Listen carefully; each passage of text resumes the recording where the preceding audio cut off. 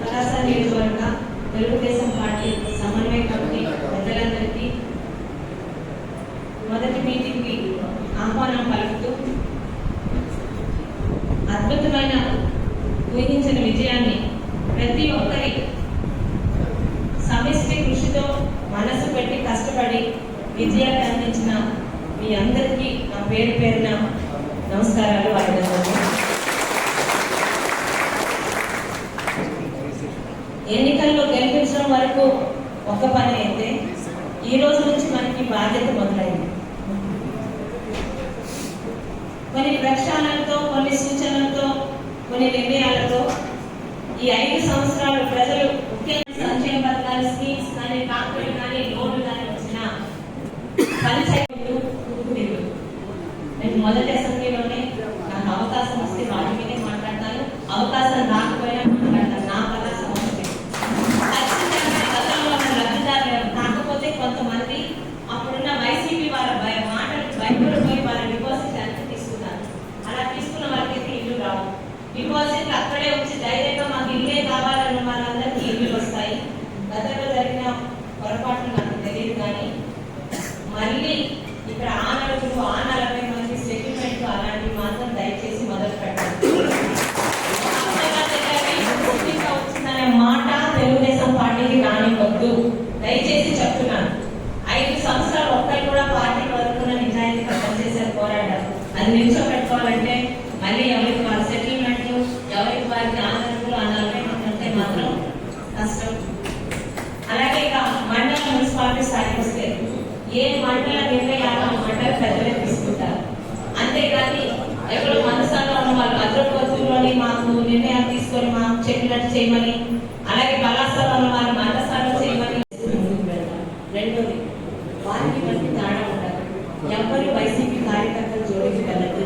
మీరు ఎలా అయితే కష్టపడ్డారో ఆ కష్టం ఇంకొక కార్యకర్తలకు ఇవ్వద్దు. కానీ మండల స్థాయి నాయకులు అని చెప్పి ఉన్న పోతులాగా పంది పప్పులాగా భూకబ్జాలు చేసి ప్రతి ఒక్కరు, ముఖ్యంగా టీడీపీ నాయకుల స్థలాల మీద అక్కడే సచివాలయాన్ని కట్టి వాళ్ళ స్థలాలు నేర్పించిన అందరూ లిస్టు రెడీ చేసుకోండి. వారిని ఖచ్చితంగా చట్టపరంగా శిక్షించడానికి ఇక్కడ నేను ఒక చంద్రబాబు నాయుడు కూడా రెడీ. పెన్షన్లు తీసేసి అలాంటి పనులు చేయదు. మన జోబు నుంచి మనం ఇవ్వట్లేదు, ప్రభుత్వం ఇస్తుంది. చంద్రబాబు నాయుడు గారికి నేను అభ్యర్థులు మనకు ఇవ్వడానికి వీలు లేదు. కానీ ఇబ్బంది పెట్టిన ఏ గ్రామ స్థాయి నాయకులు, మండల స్థాయి నాయకులు ఇవ్వలేదు.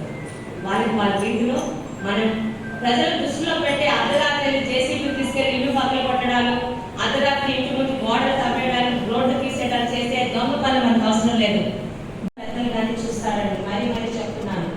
విశాఖపట్నంలోని హాస్పిటల్ వాళ్ళు ఈ రోజు కూడా మధ్య నుంచి ఎవరు పేషెంట్ తీసుకెళ్లారు. విశాఖపట్నంలో స్కూల్ సీట్లు, కాలేజ్ సీట్లు, ఫీజు రియంబర్స్మెంట్లు ఏమున్నా కూడా మీరు వెంకట సౌకర్యాన్ని మాట్లాడచ్చు. అంతేగాని పలాస అడ్మినిస్ట్రేషన్, ఇక్కడ పనులు, ఇక్కడ ట్రాన్స్ఫర్లు ఏమన్నా ఇక్కడ నేను కానీ ఆయన మండల పెద్దలుగా చూస్తాం. కానీ అడ్మినిస్ట్రేషన్ లో వెంకట చౌదరి గారు పార్టిసిపేషన్ నేను ఒప్పుకోవటం లేదు. ఎందుకంటే ఏం తప్పు లేకుండా గతంలో ఆయన చెడ్డలు చూపించారు. ఆ పొరపాటు మళ్ళీ మన వల్ల జరగడానికి లేదు. విశాఖపట్నంలో ఏ పనులున్నా, పలాస దాటి ఏ పనులున్నా మీరు వెంకట చౌదరి గారు అంటారు. నాకేం అభ్యంతరం లేదు.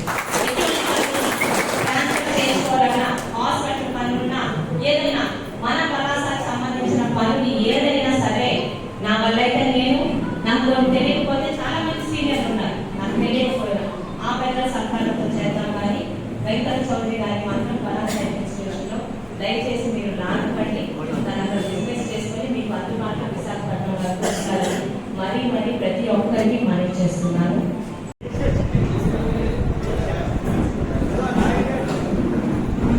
పలాస నియోజకవర్గ తెలుగుదేశం, జనసేన, బీజేపీ సభ్యులందరికీ ఆగస్టుకే మనందరూ సమస్య కృషితో రైతులకి నీళ్ళు అందించగలిగితే అంతకన్నా దాని కాన్సన్ట్రేషన్ చేద్దాం. జిల్లా స్థాయిలో ప్రతి ఒక్కరితోని ఒప్పించన్నా పోరాడన్నా చేయించుకునే ధైర్యం ఉంది, మీ అందరి సహకారం ఉంది. రాష్ట్ర స్థాయిలో అయితే అక్కడ కూడా వెళ్ళి పోరాడతాను. మంత్రి పదవి వచ్చుంటే 2 సంవత్సరాలు పూర్తి చేయాల్సింది, మంత్రి పదవి రాకపోతే 3 సంవత్సరాలు పూర్తి చేస్తాం. కానీ 100% పూర్తి చేస్తామన్న నమ్మకం ఉంది. దయచేసి ఆ నమ్మకం పెట్టుకోండి. ఇవి కాకుండా ఇతరత్ర కొన్ని సూచనలు కొంచెం కష్టం అనిపించినా మనందరం ముందుకు తీసుకెళ్ళాలి. ప్రతీకారం రివెంజ్ పాలిటిక్స్ మనకొద్దు. అంటే మనం ఇబ్బంది పెట్టిన వాళ్ళు వదిలేస్తామంటే వదలం. ఖచ్చితంగా అసెంబ్లీ లోపల ఈ 5 సంవత్సరాలు మనకి ఇబ్బంది పెట్టిన అధికారులు ఒక ఫీల్డ్ అసిస్టెంట్ దగ్గర నుంచి విఆర్ఓ దగ్గర నుంచి మండల స్థాయి నాయకుల దగ్గర నుంచి నియోజకవర్గ స్థాయి నాయకులు మీది మండలాల ప్రకారం నాకు లిస్టులు చేసినది ఇవ్వండి. ప్రక్షాళనతోనే మన పాలన మొదలవుతుంది. మనతో సహకరించే వాళ్ళతోనే వెళ్తే అభివృద్ధి చాలా ఫాస్ట్ గా జరుగుతుంది. రెండోది, కోవిడ్ ఉన్నారు, రోజు వస్తున్నారు, పెద్దలు చెప్తున్నారు, కానీ ఇక్కడికి మర్యాదగా వచ్చే వాళ్ళని అవమానించుకుంటున్న ఒకే ఒక ధర్మంతో నేనేం అనట్లేదు. ఎన్నికల ముందు ఒక పార్టీలో ఉండి ఎన్నికల తర్వాత తెలిసిన వాళ్ళ ద్వారా ఇక్కడికి వచ్చి పనులు చేర్చుకుంటే వాళ్ళు ఉన్నారు. దయచేసి ఉన్న ప్రతి ఒక్క పెద్దకి విజ్ఞప్తి చేస్తున్నాను, ఎన్నికల ముందు రోజుల వరకు మనతో ఉన్న వాళ్ళే మన పార్టీ పనులు. మన కులం, మన వీధి, మన ఊరు అని చెప్పి మనకి సహకరించిన వాళ్ళని ఎవరిని పార్టీలో తీసుకురావద్దు, రికమెండేషన్ చేయవద్దు. కష్టమని దయచేసి ఒకరికి కష్టమైన నియోజకవర్గం నా స్వార్థం ఏమి లేదండి. మనకి సహకరించే వాళ్ళు ఉంటేనే పని పూర్తి అవుతారు. మున్సిపాలిటీ దగ్గర నుంచి మండల స్థాయి దగ్గర నుంచి అందరినీ మార్చాలి. దయచేసి ఆ లిస్టులు నాకు నేను అసెంబ్లీ పూర్తి చేసుకుని వచ్చే లోపల రెడీ చేయాల్సిందిగా కోరుకుంటున్నాను. రెండవది, మనకి సహకరించి ఇక్కడున్న గత నాయకుల వల్ల ట్రాన్స్ఫర్ అయిపోయిన వాళ్ళు ఉన్నారు. వాళ్ళు మళ్ళీ వస్తే మనకి ఇంకా బాగా సహకరిస్తారు. వారి లిస్టు కూడా మీరైతే మనకి బాగా పనిచేస్తారు, మనకు అందుబాటులో ఉంటారు, నిజంగా సంక్షేమానికి అభివృద్ధి సహకరిస్తారన్న వాళ్ళ ఆఫీసర్ లిస్ట్ కూడా రెడీ చేసుకోండి. వాళ్ళని మళ్ళీ తెచ్చుకోవాల్సిన అవసరం మనకు ఉంది. ఎందుకంటే మనకి సహకరించడం వల్ల వాళ్ళు ఇబ్బంది పొందుతున్నారు. ఈ రెండు మనం ముందు పనులుగా చేయగలగాలి. ఇంకా నాకు ఫోన్ల ద్వారా కంప్లైంట్స్ చేస్తున్నారు. దయచేసి అది వదిలేయండి. మన పార్టీ వచ్చింది 100% అంతా కరెక్ట్ గా జరుగుతుంది అనుకోలేదు, కానీ 40,000 ఓట్ల మెజారిటీ ఇచ్చారంటే అందరూ సమిష్టిగా పనిచేశారు. దయచేసి ఫోన్లు చేసినప్పుడు అక్కడ అది జరిగింది, ఇక్కడ ఇది జరిగింది, ఇక్కడ ఇవ్వలేదని కంప్లైంట్స్ వద్దు. కుటుంబంలో కూడా అందరూ పనిచేయరు, ఒకరిద్దరు కొంచెం బద్ధకంగా ఉంటారు, కానీ సమిష్టిగా చేసుకుంటారని మళ్ళీ పాత పద్ధతిలోని అక్కడ గ్రూపులు ఉన్నాయి, ఇక్కడ గ్రూపులు ఉన్నాయి, వారికి పడట్లేదన్న మాట మనకు వద్దు. తెలుగుదేశం పార్టీ అంతా ఒకటే దాని మీద వెళ్తుంది.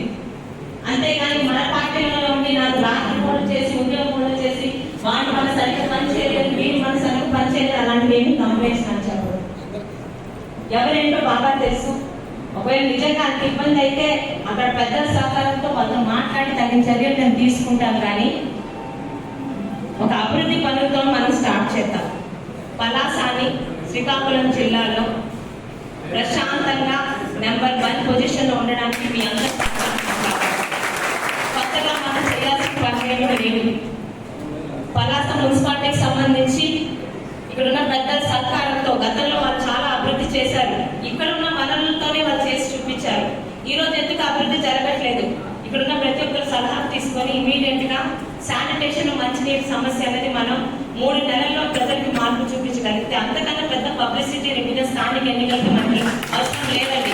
మనమేమి డబ్బుల కోట్లు నిర్వహించగల్లా మంచినీరు శానిటేషన్ తో మనం పని మొదలు పెడితే రేపు సంవత్సరంలో రాగలిగే లోకల్ బాడీ ఎలక్షన్స్ కి అదే మనకి పెట్టుబడి. దయచేసి ప్రతి ఒక్కరు ఆ విషయంలోని వారి సూచనలు సలహాలతో ముందుకు నడిపిస్తారని కోరుకుంటూ